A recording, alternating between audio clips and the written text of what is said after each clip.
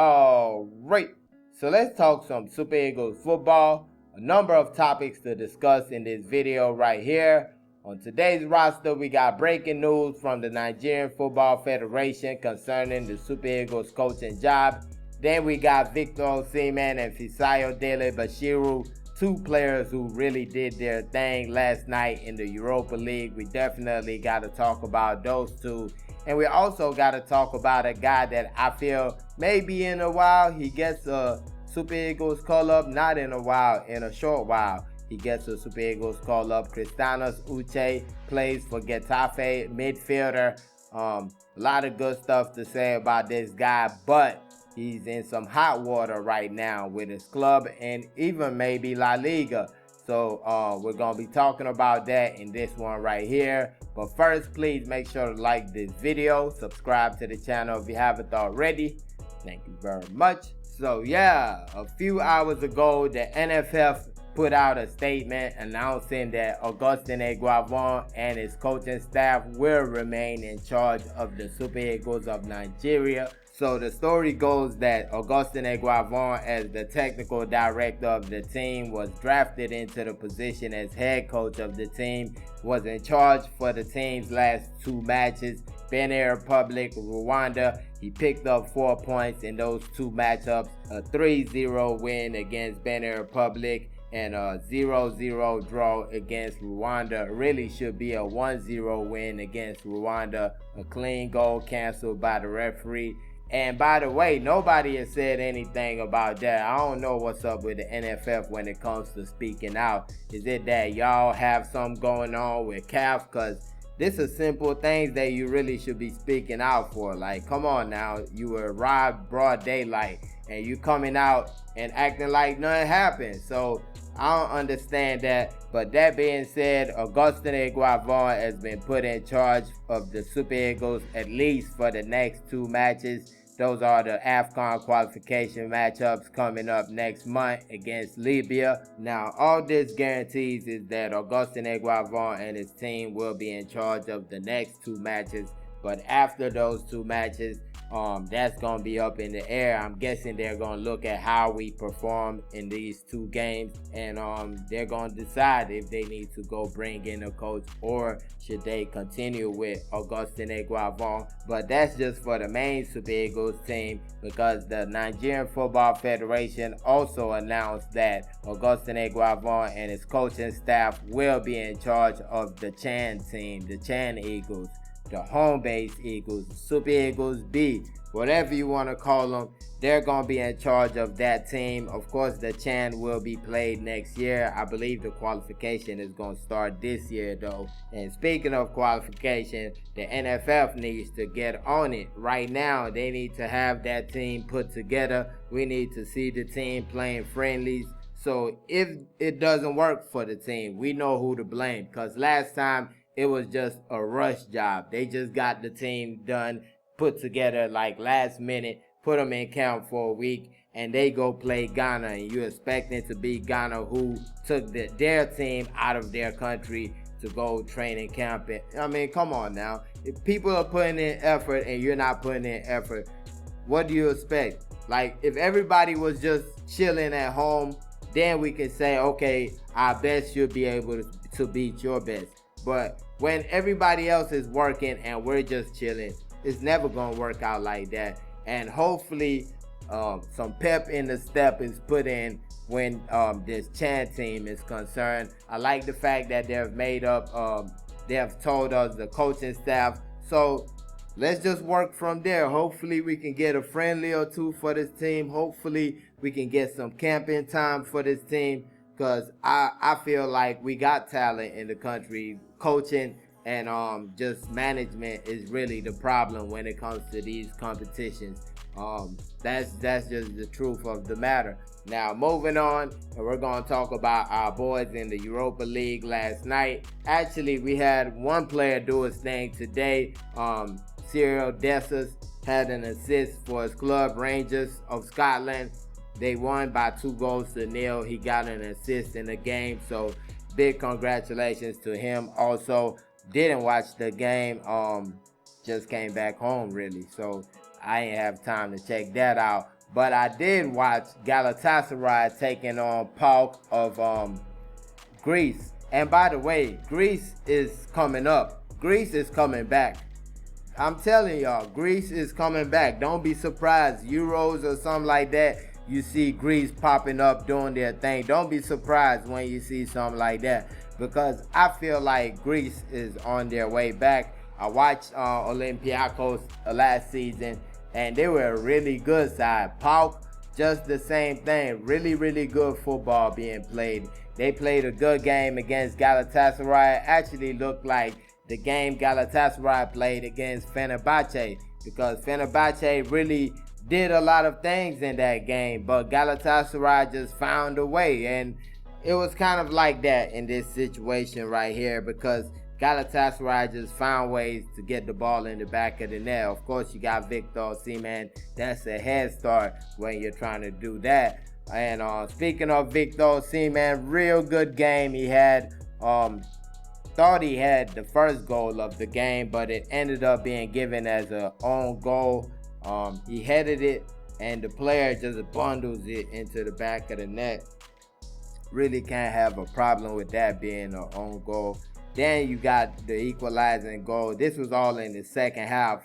The equalizing goal scored by PAOK, and Victor Osimhen again, this time an assist. He heads it to his teammate. It was like a rush in the box, and he was calm. He knew what he wanted to do. Heads it across instead of towards the goal. And you tell people who are 10 times worse headers of the ball than Victor Osimhen, they're at that far post right there trying to score. And you're like, what are you doing? Head it back across. This is football 101. And he's always making the right play. That's what I love about Victor Osimhen. Always what the team needs, not what he needs. So he heads it to his teammate, who smacks it. Ball goes into the back of the net, 2-1. And the third goal was scored after Victor got substituted. But I felt like it was a good game. I know a lot of people are going to be saying, where are the goals? Where are the goals? Look, they paid for Victor Osimhen. They didn't pay for goals now. They paid for Victor Osimhen, and that's what he's giving them, 100%, and he's going to help you win. So all that stuff, Victor Osimhen doesn't even worry about all that stuff. Scoring the most goals and things like that. People think maybe because he yells at his teammates like, pass me the ball. That's because if you pass him the ball, the team can score. It's not about, oh, if you pass him the ball, he's going to be great. They're going to celebrate. No. You pass him the ball, he scores. We all win. That's why he's really, having all that tension when he does it, because he's trying to win the game.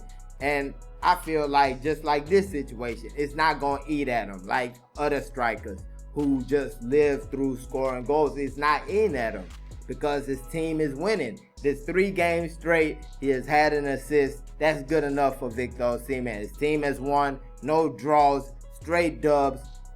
What's there to complain about? He's doing his job. You want a Victor Osimhen, that's what you get. A top-class player who's about a team, who's not about himself, who's not selfish, and I see him picking up as time goes on. He has a teammate that I talked about with a couple people yesterday, Gabriel Sara. I don't know if he's Brazilian or what, but I feel like that guy, if him and Victor Osimhen can keep on what they're doing and get it even tighter, that connection that they have, we're talking about Coutinho and Luis Suarez right here. These guys are top players. Gabriel Sara, Victor Osimhen, they both should be in top clubs right now. I don't know how Galatasaray did it with all these players that they have. So, yeah, I feel like it was a great game by Victor Osimhen. Nothing to complain about. The goals will come. They'll definitely come. Yes, he had a couple of chances, but the goals will come. Don't even worry about that. That's what he does. He scores goals. He does all that stuff. So this is a winning player. We just gotta give him time. And I feel good for Galatasaray as long as they got Victor Osimhen. And moving on, we're gonna talk about another Super Eagles player who did his thing yesterday. Fisayo Dele-Bashiru for Lazio. scored a goal, created an assist against Dynamo Kiev. Kind of an up and down season so far for Fisayo Dele-Bashiru. Started the season in the starting lineup for Lazio, played the first 2 matches in the starting lineup. Then from then he had a 9-minute cameo in the 3rd match against AC Milan, and he has been on the bench, trapped on the bench for the last 2 matches in the league. And now they have their first Europa League match, and he so happened to be in the starting lineup. Maybe it was because the coach was giving a rest to the players who normally would play, but either way it went, he got his chance and he took it. So he had a goal and an assist in the game against Dynamo Kiev, and both of them came in the same minute just about. The 34th minute of the game, he scores his goal. Well taken goal by him. He gets the ball on the run, smacks it past the goalkeeper like a beautiful strike. Keeper had no chance with that one. And then came the assist in the 35th minute of the game, less than a minute after. The assist was nice because they give it to him on the right flank. I like the pace that he took just to get to the ball. Just a nice turn of pace, left everybody stuck. Then he gets the ball. Can you make the cross? Yes, he can. Puts in a beautiful cross. His teammate got his head on it, and that was all she wrote right there. That was a nice assist from Fisayo Dele-Bashiru. For me, I feel like this dude can really do some things in the Serie A. I don't think the league is ready for him. Yes, things have not really gone to his favor as far as he has been in the league, but I feel like this is a player right here. This guy is a real player. And if he gets the opportunity, if he gets the love over there at Lazio, he's really going to show himself, because this is a really good player. I'm really shocked that he had to go the Turkey route. Then, I don't understand it, because every time I watch Fisayo Dele-Bashiru play, I'm like, this guy is really good. Like, he's a strong guy, has skills, speed. Like, he has, you could say he has everything. And I feel like this is a guy that we're kind of lucky to have. Not kind of, we're lucky to have him on our side. And I'm expecting big things from Fisayo Dele-Bashiru in the Serie A this season. I'm not going to lie. Even in the Europa League, I expect him to continue doing what he's doing. And let's see. Now, moving on, and last but not least, we're going to talk about Christanus Uche, the player who plays for Getafe, midfielder who plays for Getafe, just joined them this season, has made 7 appearances in the La Liga and 1 goal. I believe he scored early on in the season. And what just happened with Christanus Uche was that he did an interview. It's looking like ESPN was who he did the interview with. And they're asking him about the La Liga, and he's feeling himself a little bit, you know, talking to the guy, talking to the interviewer, and he might have said the wrong things. Not might have. Yeah, he did say the wrong things. We're going to check out the video, the clip of Christanus Uche speaking, and we're going to come back and talk about it real quick. First 2 matches or 3 matches in La Liga, I saw it with my eyes. The referees, they are so bad. They are so bad. They will kick me. The referee will just say I should stand up. No, it's far. You have to blow it. But if they kick another person, the referee will just blow it, and it's so painful.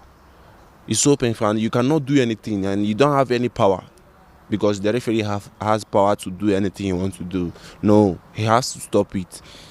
Me, I will fall down. They will kick me, and I will fall down in the front of the referee, and the referee will not do anything. No, it's not good. Both the fans, some of the fans, you will be hailing you, negro, you and this, that. No, it's not good. It's not good. So yeah, that right there was Christanus Uche, midfielder for Getafe in the La Liga. First, he's talking about the La Liga referees, saying that they're a little bit biased, not a little bit, a lot bit biased, giving his reasons why he feels they're biased. He's also talking about racism in Spain in the La Liga, saying some words that have been thrown at him that he did not appreciate, or basically were not good words to be thrown at anybody. So first of all, the part about the referees, that's a no-no right there in any sport, really. Yes, referees are bad, but you really just can't come out and say that they're bad like that. It makes the league look bad and things like that. And the league is definitely going to punish you for saying that the refs are bad. No matter how bad, how obvious it is, you're not supposed to go against or talk about the refs publicly. So hopefully La Liga kind of is lenient with him a little bit, because you got to look at the backstory of this young man. He was playing for an amateur team before he moves to Spain, plays, I believe, in the third tier of Spanish football, then makes his way miraculously to Getafe. I saw something on Transfer Market. It says in 2023, he was sold for £800. Then last year or this year, he was sold for $500,000. So that is just a ridiculous story. But I feel like just education, just knowing what to say, what not to say, that's a big part of being a football player. That's a big part of being a professional. So just education. I feel like the club needs to educate them. And what I saw from, is it the club owner or the club CEO, chairman, whatever, I didn't really like that. He's basically saying about the racism, he's like, well, he needs to be in Spain for longer to know if it's racism or not that he's facing. So basically, maybe the words that he is saying, that people are saying, maybe they feel like it's not that bad a word. But either he knows by himself by learning the language, or one of his teammates explained to him what the word means. I don't think he's just going to throw things out there in that regard. But I do feel like when it comes to speaking to the media, because another thing that the president says, okay, I got his name right here. The president's Torres is the president's name, the Getafe president's name. So what he said was like, yeah, he should have talked to the media. I'm like, are you okay? That's not how you handle the situation. You need to educate the young man. You need to let him know what to say, what not to say. Don't you have somebody in the building for that should really show him like, hey, this is how you talk to the media. This is even how you sit. This is how you answer questions, things like that. And I also feel like the person at ESPN who went and did that interview and got that clip, put that clip out, you messed up, man. That's messed up. I know we're trying to make it in life. We're trying to do big things, but save a brother sometimes. Save somebody sometimes. Like, you know that this is not something that he should be saying. You know this is a young man. You know this is a guy that recently just came to this country. So why would you even put him out there like that? This is something, if I'm the interviewer, I'm going, hey, calm down. Hey, you can't say that. You got to straighten that out right there. So, but you just got the mic in it like, oh yeah, thank you for the clicks you're giving me. Thank you very much. Because that's all you're thinking about. You're not even thinking about the person, the human being. So I feel like we all need to do better. But just training, education, I feel like this is something we need to work on with all our young men. Not just the players that are in Europe right now. The ones we have coming up, the 13, 14-year-olds. We need to teach them how to deal with the media, how to answer questions. These are skills that you will even need in life. So we need to teach them these stuff. And I feel like this is a big eye-opening situation right here. Yes, he doesn't have the Super Eagles badge by him, but he's going to be a Super Eagles player. And we can't be, putting ourselves out like that. So I feel like education. We got to do better. Everybody has to do better, especially in Spain. Don't act like what that man is facing is not racism. Don't do that. Don't do that. We know what it is. So Samuel Chukwueze went through the same thing. So don't do that. Don't do that to us. We're not stupid. We know what language barriers mean, and we know what somebody could just come and say out of nowhere. And this is not something somebody is just gonna say out of nowhere, because from the rest of the interview, what I've seen is that he was talking really great about the Spanish league, but you saw what was put out. So learning experience, hopefully they don't go too tough on the young man. He's just a young guy. He will learn. This is not an attitude problem type of thing. This is just a naive young man thinking he's, speaking his mind, not knowing that people are going to be using it against him. But yeah, let me know your thoughts on these topics right here. Super Eagles sticking with Augustine Eguavoen, at least for the time being. Then you got Victor Osimhen, Fisayo Dele-Bashiru, Cyril Dessers, all making us proud in the Europa League. And of course, Christanus Uche. Let me know your thoughts on that situation right there. Put it in the comment section. And please don't forget to like this video, subscribe to the channel if you haven't already. Thank you for watching. Peace.